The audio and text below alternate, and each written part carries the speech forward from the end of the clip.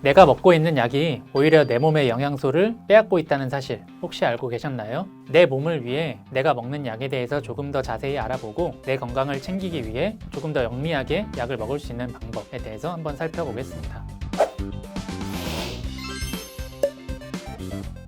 드럭머거의 뜻을 알아보면 드러그는 약, 그리고 머거는 도둑이라는 뜻입니다. 한마디로 내가 건강해지려고 먹는 약 성분 때문에 특정 영양 성분이 부족해지는 현상을 말합니다. 모든 약이 그렇다는 것은 아닙니다. 특정 약들을 오래 먹거나 하는 경우 부족해질 수 있기 때문에 이런 현상들을 잘 알고 우리가 부족한 영양분들을 보충해 나가시면 됩니다.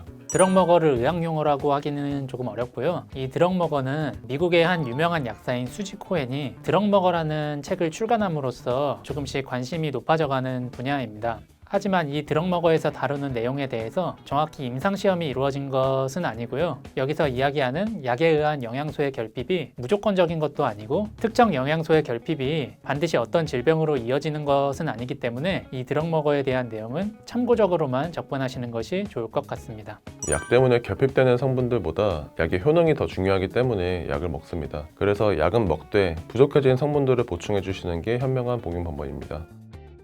영양소의 결핍을 일으키는 약 목록들이 쭉 있는데요. 저희가 대표적으로 10가지 정도를 꼽아서 어떤 영양소를 더 보충해야 하는지 말씀드리도록 하겠습니다. 먼저 경구피임약을 말씀드리겠습니다. 경구피임약은 비타민 B군, 그리고 비타민 C, 칼슘, 마그네슘, 셀레늄, 아연 등의 결핍을 일으킬 수 있습니다. 경구피임약과 리비알과 같은 호르몬 대체요법에 사용되는 약을 먹을 때는 비타민 B군과 비타민 C, 그리고 다른 여러 미네랄들이 들어있는 종합 영양제를 꼭 드시는 것을 추천드립니다. 비타민 C의 경우에는 1000mg 이상의 고함량을 복용하는 것은 좋지 않고 호르몬제와 시간 간격을 두는 것이 좋기 때문에 예를 들어서 호르몬제를 아침에 먹는다고 하면 비타민C는 저녁에 드시는 것을 권장드립니다. 다음으로 소염진통제가 뺏어가는 성분들로는 철분, 비타민C, 엽산 등이 있습니다. 소염진통제는 사실 일상에서 너무 자주 먹게 되는 약입니다. 감기약에도 있고 관절 통증약에도 있고 두통약에도 있습니다. 그래서 한 번 먹었다고 해서 이 성분들이 바로 부족해지는 것이 아니라 만성 통증이 있어서 이 약을 꾸준히 복용해 주셔야 되는 분들, 또는 속된 말로 감기약을 365일 달고 사시는 분들, 이런 분들의 경우에는 비타민C를 좀 고용량으로 챙겨 드시면 좋고, 생리통이 심해서 진통제를 드시는 분들은 철분제를 같이 복용해 주시면 좋습니다.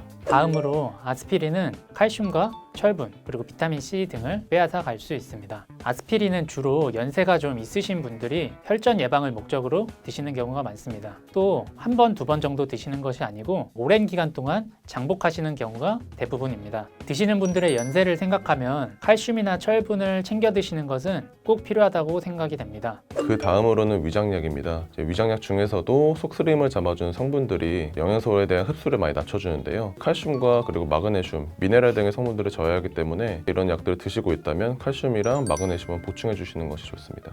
그 다음으로 항생제는 비타민 B군과 칼슘, 마그네슘, 그리고 유산균 등의 결핍을 일으킬 수 있습니다. 특히나 어린 아이들과 아기들의 경우 항생제를 오랫동안 먹게 되면 설사를 하는 경우가 굉장히 많습니다. 이것은 항생제가 장내에서 유해균뿐만 아니라 유익한 균까지 죽일 수 있게 돼서 장내 환경을 교란시키기 때문에 나타나는 것입니다. 그렇기 때문에 항생제를 오랫동안 먹는다면 반드시 유산균을 보충하는 것이 장내 환경뿐만 아니라 면역력에도 굉장히 좋은 도움이 될 것입니다.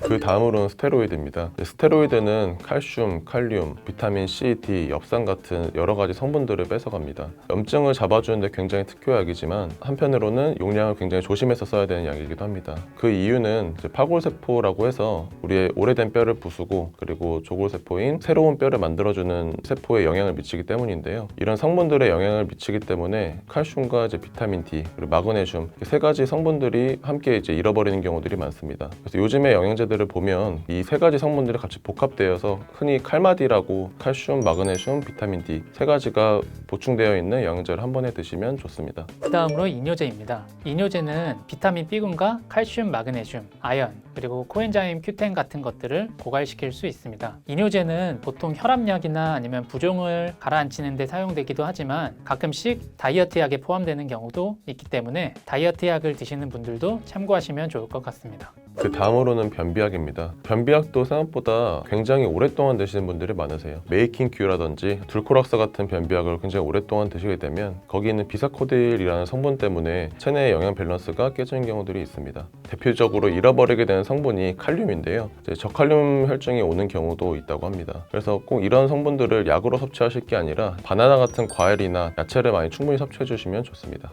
다음으로 갑상선 저하증 약입니다. 갑상선 저하증 약으로 유명한 신지로이드나 신지록신 같은 약이 있는데요. 이런 약은 칼슘제와 흡착이 돼서 흡수가 잘 이루어지지 않을 수 있습니다. 대개 이런 갑상선 약의 경우에는 아침 식사 전에 드시게끔 권하는데요. 이런 분들이 칼슘제를 드신다고 하면 아침에는 갑상선 약을 드시고 저녁에 칼슘제를 드시는 것을 추천합니다. 그 다음으로는 이제 고지혈증 약입니다. 이제 50대가 넘어가게 되면 많은 분들이 고지혈증 약을 드시게 되는데요. 그 약들 중에서도 스타틴 계열의 약이 코엔자임 Q10을 뺏어갑니다. 코엔자임 Q10은 우리 몸에서 에너지를 생성하는 데도 영향을 주고 면역력 강화에도 도움을 주기 때문에 이런 성분들이 부족해지게 되면 면역력 약화라든지 좀 필요하게 느끼시는 분들도 있습니다. 그래서 스타틴 계열의 약물을 오래 드시는 분들이라고 하면 코엔자임 Q10을 보충해 주시는 것이 좋습니다. 드럭 먹으라고 말할 수는 없겠지만 안 좋은 생활 습관이나 식습관이 우리 몸속에 여러 영양소를 파괴할 수 있다는 사실은 모두 다 알고 계실 거라고 생각합니다. 술이나 커피, 그리고 담배, 탄산음료 등이 우리 몸에서 여러 영양소를 빼앗아 갈 수 있기 때문에 이런 것들은 가급적 피하시고 제대로 된 영양 섭취와 운동은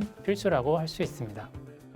드럭 먹어로 인해서 걱정스러운 마음에 드시던 약을 끊어야겠다고 생각하시면 안 됩니다. 오히려 내가 먹고 있는 약 때문에 어떤 영양소들이 부족해질 수 있으니 그것을 보충하기 위해서 이것저것 신경을 더 써야겠다고 생각하시면 좋을 것 같습니다. 드럭머거는 아직 완벽하게 임상이 이루어진 것은 아닙니다. 일각에서는 수지코엔이라는 약사의 개인적인 의견이라고 치부되기도 합니다. 하지만 내가 어떤 영양제를 먹을지 모르고 이 약을 갑자기 먹었더니 피로하다, 피곤함을 느낀다, 몸이 좀 힘들다라고 느낀다고 하면 이런 내용들을 기반해서 음식이나 영양제를 챙겨 드신다면 다시 건강을 좀 회복하고 나아질 거라 생각합니다. 궁금하신 약이 있으면 서울신문 약자라 영상에 댓글에 남겨주세요. 저희가 확인하고 더 좋은 영상으로 찾아오겠습니다. 감사합니다.